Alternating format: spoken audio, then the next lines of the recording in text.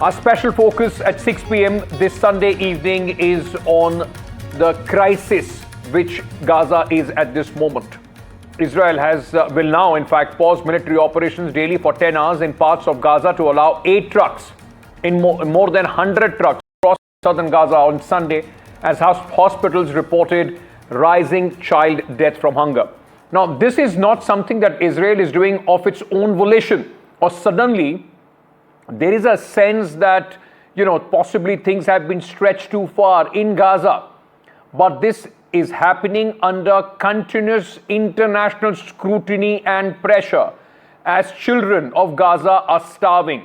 In fact, sources say that 85 children have been reportedly died because of malnutrition and starvation in just one day in Gaza. But aid groups say access is still extremely limited. And Israel continues to face global criticism over worsening humanitarian conditions in the war-torn enclave. My colleague Mohammad Ghazali with this report.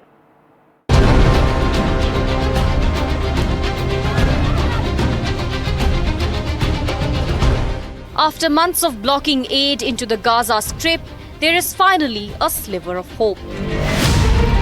The Israeli military has begun airdropping humanitarian aid and announced that it will now allow the United Nations to move aid trucks into Gaza.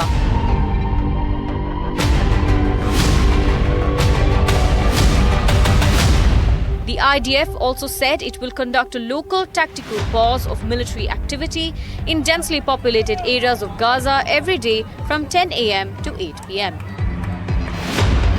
Despite these moves, the IDF maintains that there is no famine in Gaza, a claim sharply contested by global aid groups. The decision follows mounting international pressure, with multiple aid organizations accusing Israel of weaponizing starvation against Gaza's civilian population. Well, this is a start, but we need to make sure that people who are innocent, including the young boy who people will have seen that image of, just breaks your heart. A 1-year-old boy is not a Hamas fighter, and the civilian casualties and death in Gaza is completely unacceptable.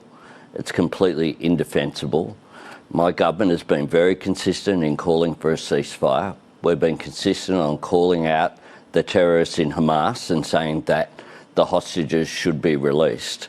But we have rules of engagement, and they're there for a reason. Yet even as aid trickles in, it's coming at a deadly cost.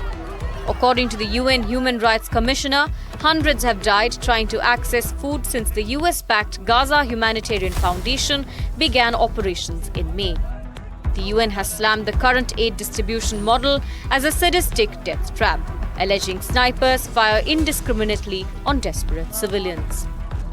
جبت الطحين للاولاد قسما بالله لك كم يوم ما عندي طحين خشينا على الموت وعند الدبابات وشفنا الجنود وبطخ علينا وضرب علينا القنابل الضوئيه والرصاص طلع الشباب كل كيس طحين دم كل كيس طحين اللي مع الشباب دم سامع احنا بنجيب هذا بس عشان صغارنا احنا بنتحمل بس عشان الصغار ما بيجيش معانا. Meanwhile, hopes for a ceasefire have dimmed further after the US withdrew its delegation from talks in Qatar. US Special Envoy Steve Witkoff said Hamas has shown a lack of desire to reach a ceasefire. President Donald Trump echoed this sentiment, backing Israel's continued military operation. Aid is finally trickling into Gaza as, under international pressure, Israel has made certain concessions. But even for many, a bag of flour also comes soaked in blood. Now the bigger question is that whether all these steps will lead to a permanent relief, or this is just a temporary pause into a humanitarian catastrophe in making for the people of Gaza. In Delhi, Mohammad Ghazali for NDTV. James Bowden, Arab and Middle East expert, is with me at this moment on the broadcast. James, thank you for speaking to us. Let me begin by understanding the situation on the ground from you. It's not, as I said, that Israel is doing this of their own volition. And how much can this be trusted that there would be uninterrupted, at least, this aid being distributed among the starving Gazans? Because the fact remains that we have seen day in, day out, every time the aid trucks come in, that results in deaths of many Palestinians. Yes, I really do see this as a very cosmetic, temporary measure in order to try to relieve the international pressure. We've seen Israel do this before. They will allow these convoys in, they will amp up the aid, and then once everyone gets distracted by other international events, they'll just go back to doing what they've done before. And so, yeah, I really don't see this being a long-term solution. And but it does demonstrate that the international pressure is working, and there is hope that if this pressure can be sustained, maybe we can get to a long-term ceasefire or actual end to this conflict. I've been quite impressed by how the international community has responded, and as I just said, I think that if they continue to put this pressure on, if they continue to keep this focus on Israel, then we may actually see a long-term sustained campaign. If not, as soon as everybody gets distracted, they'll be up.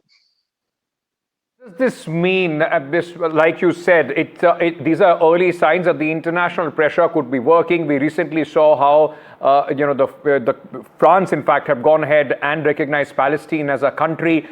With all this, is there a sense in Israel that, they are facing global isolation with the United States and very few other countries backing them wholeheartedly?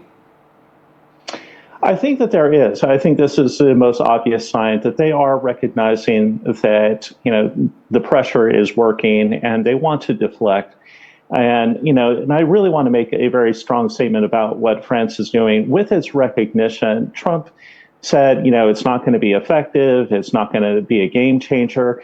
But actually, I think maybe it will be. At minimum, if Palestine is officially recognized as a state in September, then Palestine would be able to make an independent request for financial aid, for food aid, maybe even possibly troops. We've seen France respond many times, especially in Africa, to requests from countries that they used to be a colony of France to have troops in there. And so I think that there might actually be a real difference made if this recognition goes through. So that's why I say we need to continue the international pressure and focus. On the other hand, let me ask you this. What President Trump has said that, it seems at this moment the Hamas is not willing or is moving forward with as much resolve to try and, come to a middle ground or come to some sort of a ceasefire deal or a larger deal with Israel. Do you see now this big, the talks or any sort of negotiations completely off the table? I don't think that they're completely off the table, but every time we seem close to a ceasefire, somebody withdraws, and it's usually the Israeli party. So I think that right now it is Israel that is definitely not wanting to have a resolution to this conflict. That's just the naked and most obvious truth here.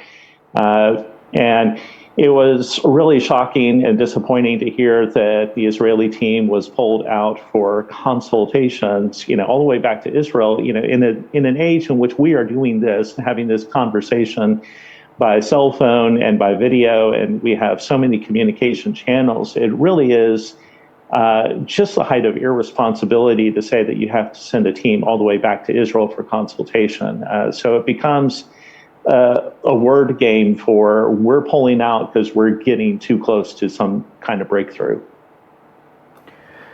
All right, James, thank you so much for speaking to us on this story. Very important. We'll keep a close eye on this. Remember, like you heard some sound bites as well, children, 17,400 children have been dead.